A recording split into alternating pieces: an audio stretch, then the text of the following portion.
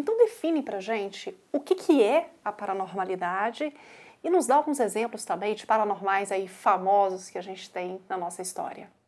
Tá, vamos dizer assim que paranormalidade significa fora do normal, né? Uhum, Então, sim, existem as coisas normais do dia a dia, da vida da gente, e aquilo foge àquela normalidade. Por isso uhum, é paranormal, né? Então, assim, a capacidade paranormal é aquela pessoa que desenvolveu algumas habilidades mentais bem mais além do que outras pessoas.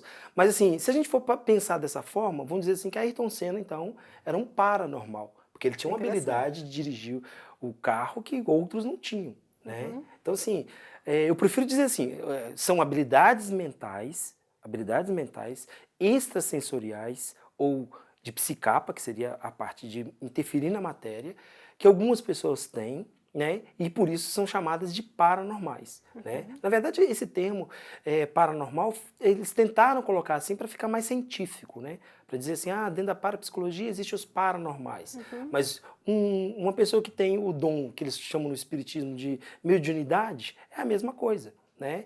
Uma pessoa que tem a capacidade de vivenciar sonhos lúcidos também é a mesma coisa, né? Então, assim, paranormalidade é a capacidade que alguns indivíduos têm de ter a percepção mais ampliada, né? Uhum.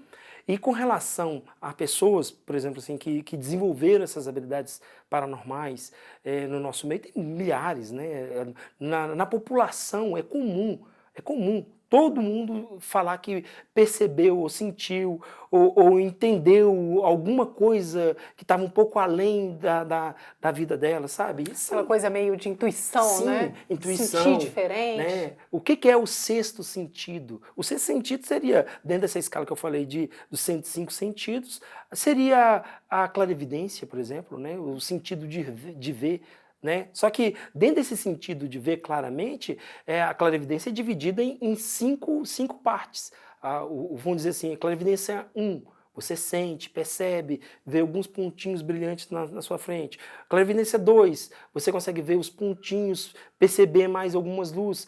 Clarividência 3, a pessoa já consegue perceber o campo energético, luzes, e consegue perceber também alguns pensamentos de algumas pessoas, né? Porque Uhum. o pensamento, ele tem formas. Você pensou, você cria formas, porque são correntes eletromagnéticas que o cérebro cria de impulsos que quando você cria qualquer coisa na sua cabeça, essas ondas saem, né? Uhum. Só não tem aparelhos ainda que possam mostrar a imagem, né?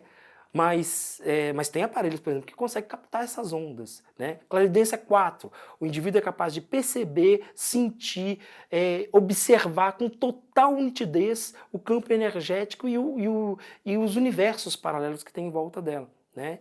E a clarividência 5 seria a capacidade total de perceber o campo energético, olhar dentro do corpo da pessoa, ver o presente, o passado, o futuro, né? Dentro da clarividência, essa parte, por exemplo, de perceber o presente, o passado e o futuro, se chama psicometria, né? Então, existia até um filme chamado A Hora da Zona Morta, né? É uma parte do cérebro da pessoa que se chama de zona morta, que quando se tem um acidente, essa parte do cérebro é acionada e a pessoa é capaz de captar o futuro ou o passado tocando na pessoa, né? Então, existem muitos sensitivos que têm essa capacidade, né?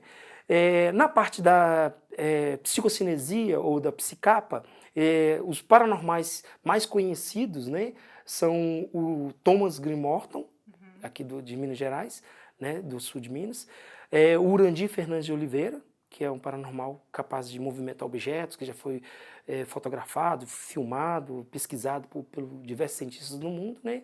E o mais conhecido, assim, mundialmente falando, é o Uri Geller,